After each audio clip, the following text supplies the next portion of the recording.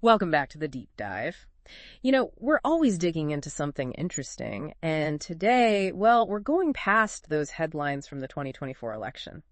Oh, you mean when Trump beat Harris? Exactly right. We're going to break down some exit polls. Those snapshots of how voters were feeling right when they left the voting booth? You got it. Yeah. It's going to help us see why things turned out like they did. I'm in.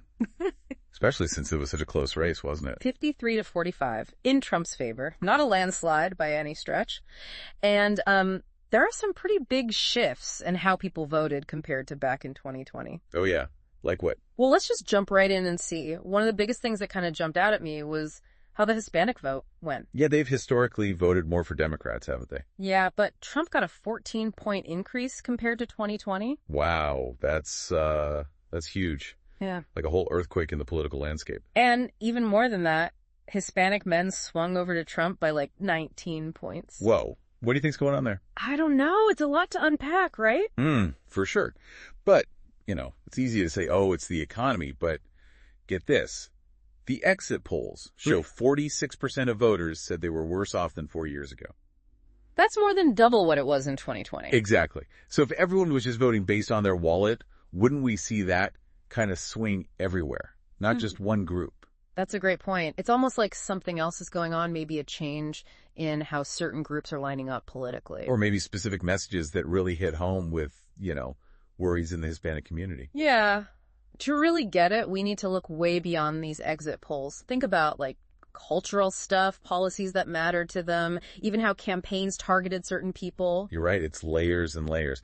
And speaking of shifts, another interesting one was with the young folks, those 18 to 29-year-olds. They usually vote for Democrats, don't they? Yeah. But even there, Trump gained 7 points compared to 2020. Maybe not as big as with Hispanics, but still. Makes you think. It does. It makes me wonder if those young folks are changing how they think about the parties. Maybe those old lines are blurring. Kind of like how we saw voters without a college degree also moving more towards Trump by 6 points. That's right. What if this isn't just a temporary blip, but a real lasting change in how certain groups vote? A realignment, as they say. Realignment, huh? That's a big word. Big idea, too. Makes you ask, what's causing it? Is it just the economy? Or are there bigger changes happening in culture, in politics, in how people see the world? So many questions. And to even start answering them, we need to figure out what issues really matter to people in this election. Yeah, because at the end of the day, elections aren't just about demographics. They're about what people care about, what keeps them up at night. What were the hot topics this time around? Well, thinking back to all that economic anxiety we talked about, it's not surprising that the economy was the number one issue. 32% of voters said it was their top concern. And when you think about it, that kind of explains those shifts we saw with Hispanic voters and those without a college degree, right? Yeah, those folks are often hit hardest when the economy takes a downturn. It makes sense. If you're feeling squeezed financially, you're going to look for the person who you think can fix things, even if you don't agree with them on everything. It's about your own pocket, your job, your future. Absolutely. It's about survival. And this is where the exit polls get really fascinating. 52% of voters said they trusted Trump more to handle the economy. So even if it wasn't the only reason people voted the way they did, the economy seems like it played a big part. A big part, for sure. But hey, there were other things on people's minds too, not just the economy. What else were folks talking about?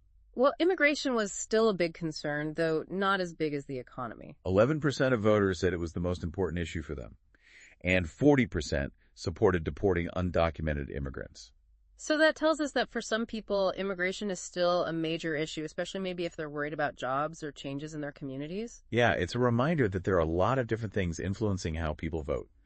All these different threads coming together to make up the political landscape. And some of those threads, they really pull people apart, don't they? How about social issues? Abortion, for instance. Yeah, abortion was huge for 14% of voters. A little less than half, 49%, said they trusted Harris more on that issue. Not surprising, though, right? Given all the debate and how divided people are on that topic. No, not surprising at all. It shows how some issues can really draw lines in the sand. They tap into people's deepest beliefs and values. For sure. And speaking of deep beliefs, there's one last thing from the exit polls that I found really interesting. 34% of voters, a pretty big chunk, said the state of democracy was the most important issue for them. That's huge. It tells you a lot about where people's heads were at, how worried they are about the country and how our democracy is doing. Almost a feeling of unease, like things are fragile. Yeah. And, out of those folks who said democracy was their top issue, 73% of them thought that U.S. democracy is under threat. That's a lot of people feeling anxious. It is. So we've seen how things like changing demographics, the economy, and worries about democracy all shaped this election. But there's one more thing we need to look at, something that tells us a lot about the political mood overall. You mean the favorability ratings of the candidates themselves? Exactly. Now, this is where things get interesting. Both candidates, Trump and Harris, had pretty low favorability ratings. Trump was at 46%, and Harris was at 47%. Those numbers tell a story, don't they? Especially when we compare them to the last election back in 2020. Right. Trump's unfavorability stayed pretty much the same, no surprise there.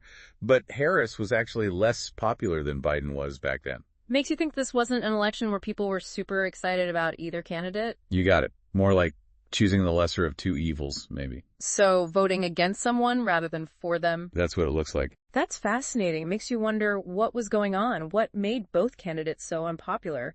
Did the negative campaigning have something to do with it?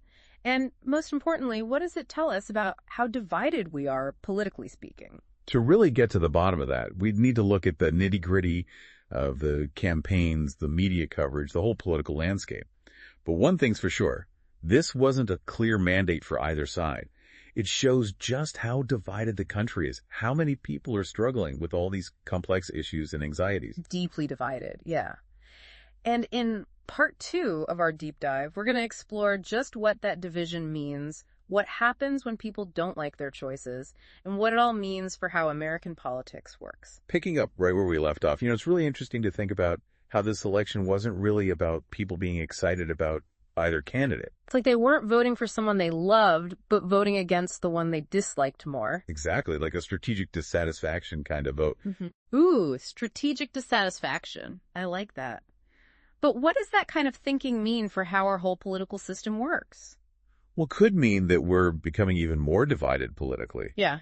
People feel like they have to choose between two options, even if they don't really like either one. And then people start to feel like their voice doesn't matter, like no one is really listening to them or representing their values. Exactly. And then they start to tune out, they don't vote, they get cynical about the whole thing. So it's like the system itself is making people unhappy. Yeah, and that can have some serious consequences, lower voter turnout. People just giving up and losing faith in the whole democratic process. So how do we fix this? How do we get past this strategic dissatisfaction and make a system where people feel like their vote matters and that they have a say in things? That's the million-dollar question, isn't it? Yeah. I think it's going to take a lot of different things working together, like changing our election rules, having more open and honest conversations about politics, and maybe even rethinking how we talk to each other about these issues. It's a big challenge, that's for sure. But it's a challenge we need to face because a healthy democracy needs people to be involved and informed and to feel like they have a stake in the system.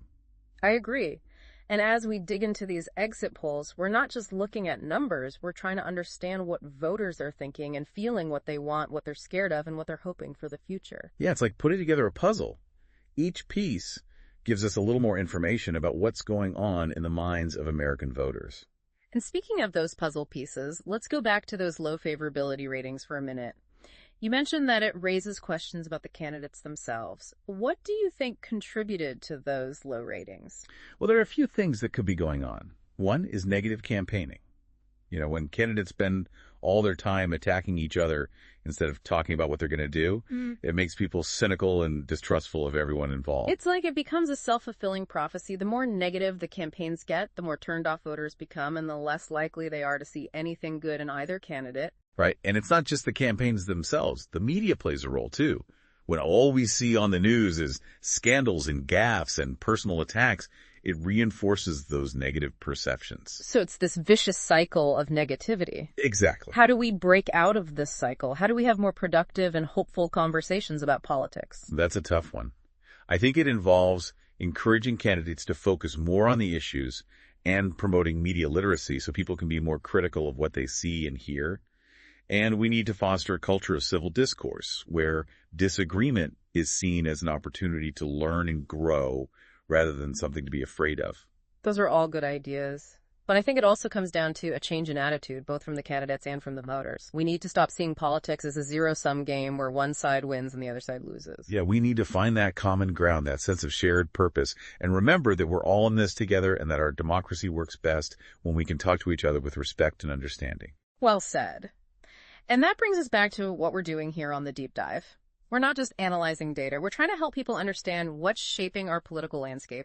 We're trying to give you, the listener, the knowledge and tools to have more thoughtful and informed conversations about the future of our democracy. Exactly. These exit polls are more than just numbers. They're a reflection of who we are as a nation, our hopes, our fears, our dreams, and our challenges. And by understanding these underlying currents, we can start to figure out how to build a better future together. So as we head into the last part of our deep dive, let's turn our attention to the future. What lessons can we learn from this election, and how can we use those lessons to create a more positive and hopeful political environment? Okay, so we're wrapping up our deep dive into this 2024 election, and we've seen some wild stuff from those exit polls, haven't we? Like the economy's big impact, how different groups voted, all those anxieties about democracy, even how neither candidate was all that popular. What does it all mean for the future? You know, it's funny, those exit polls are really just the beginning. They're like a launch pad for asking even more questions. That's what makes them so juicy, right? Makes us want to dig deeper, challenge what we think we know about politics. Absolutely. So what are some things from this election that you're still thinking about? What needs more exploring? Oh, man. So many things.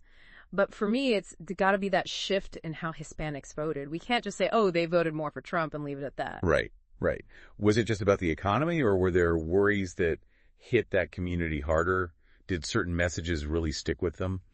Or is this something way bigger, like their whole political outlook changing? Yeah, those 14 percentage points are like a giant "we need to figure this out" sign.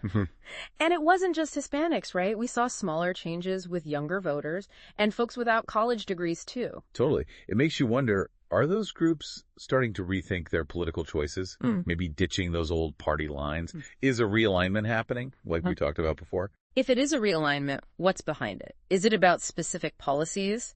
Or are people just fed up with how things are, feeling like the old ways don't work anymore? And are their actual values changing, the things they prioritize? These are big questions. And that's where exit polls kind of hit their limit, don't they? They're a snapshot, a quick peek at what voters felt right then, but there's so much more to the story. Exactly. They can't tell us everything about why people chose the way they did, all those influences swirling around. Nope. And that's why these exit polls are a start, not the finish line. They give us clues, but to really get it, we need to look beyond just the numbers. We've got to consider economics, culture, what the media is saying, even what it's like to live in different communities. Like connecting the dots. We take these exit poll clues, then add all that other knowledge to see the full picture, right? 100%. And that's where you, listening right now, come in. You're not just sitting back taking this all in. You're part of this deep dive, bringing your own experiences and questions. That's what's so cool about this. It's not just us talking at you. We're exploring this together. So, as we finish up, I want to challenge you, almost like homework. Take what we talked about and dig deeper. For sure. Which parts got you thinking? Look at those. Maybe see how these trends played out in different states, or research how Hispanics have voted in the past. Talk to people from different backgrounds, see what they think. That's the thing about knowledge. There's always more to discover, more connections to make. And we're here to help you navigate all that. The deep dive. Your guide through this wild world of information. Until next time, keep those brains working. Thanks for joining us on The Deep Dive.